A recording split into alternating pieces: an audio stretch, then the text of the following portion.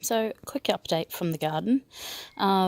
We're getting our second flush of figs. You can see the tiny little nodules up there next to the leaf attachments.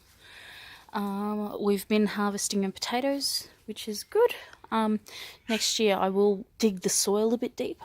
I thought that they would grow up into the pea straw and compost layer, but they really haven't, so that's a good lesson for this year. Some rhubarb there, and peaches,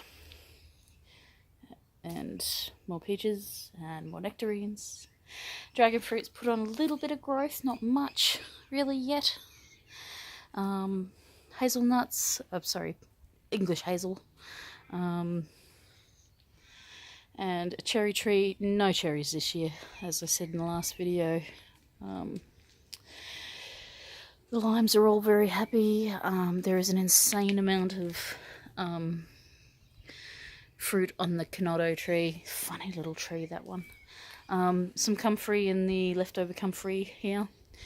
The witch hazel looks the healthiest of it's ever been, so I found them so hard to grow. Someone's been munching on my mulberries, but I have had a couple which are nothing like a mulberry straight from the tree. Hawthorn and blackthorn are quite happy. The Brugmansia has recovered from all of its frost damage and is looking much better. That's just a bit of chickweed left over there. Bits and pieces in the crud yard there. I'll come down this way and start down with the thing. What do we call this thing? Greenhouse. Some salvias. There's a tomatillo in there and some chilies. A cup of gold plant and a vanilla. More salvias, some henna, yerba mate, some colt's foot down there, and a few things, shadabari under there. There's an arnica and horny goat's weed, little one down there. Got some of my Moroccan mint, which I'm trying to multiply. That seems to be going well. Getting a few good growth signs on these rowan cuttings. More comfrey, honeysuckle, bay. So you can see here's a Corsican belladonna. Yeah, sorry guys, terrible camera work. Corsican belladonna. So you can see it's sort of smaller flower than a regular belladonna, which I don't have in full flower right now. Slightly more sort of reddish, brownish, I guess. And an angelica. So yes, this is not in full flower obviously, but slightly bigger. The leaves, so regular belladonna has green stems. The Corsican belladonna has the black stems, or the dark purple stems. Yeah, I don't have a full flower there. Or do I have? So I have. So you can see this sort of more purple. I can get that to focus. But more purple, more blue in the purple anyway. Plantain. Oops, sorry guys. Again, we were talking about sacrificial crops. I grow a lot of the plantains as sacrificial crops as well. I don't mind if things eat them because I can grow them everywhere. So, well, let me just try and get this back to autofocus. Where autofocus? No.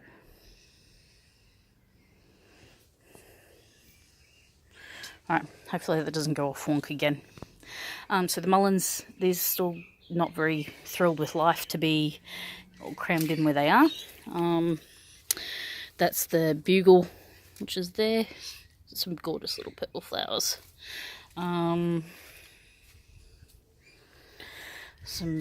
mugwort plants. A few mints. Some red clovers. Lots of dandelions. Blah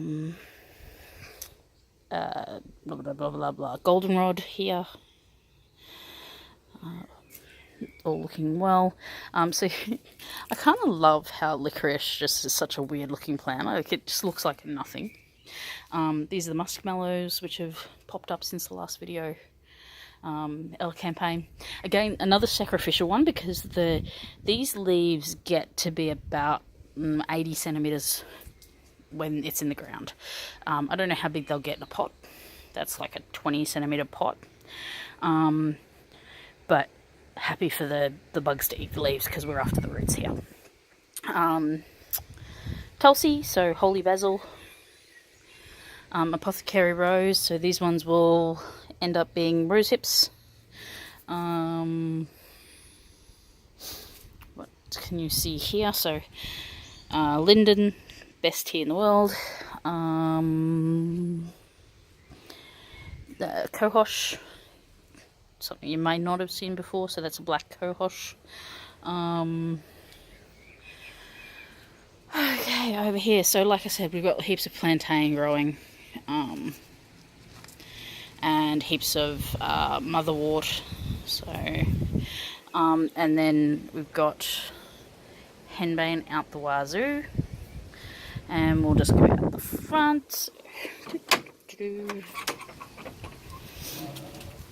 Alright, so ignore that bit of gardening until I get around here. Alehoof doing its thing. Not the purple flowers. Purple flowers are Herb Robert, which are these. Bit of a violet flush going on. Turn around. Everything is getting insane in this garden. Oh, there's Monkey meowing in the background. So, Melissa, catnip, skullcap, which needs a harvest desperately. Glorious spreading California poppy. Some chamomile, which is just about to flower. Get some, my favourite little peach butts here somewhere. Oop. There you go. Oops. Donut peaches. So, Herb Bennett, something a bit different.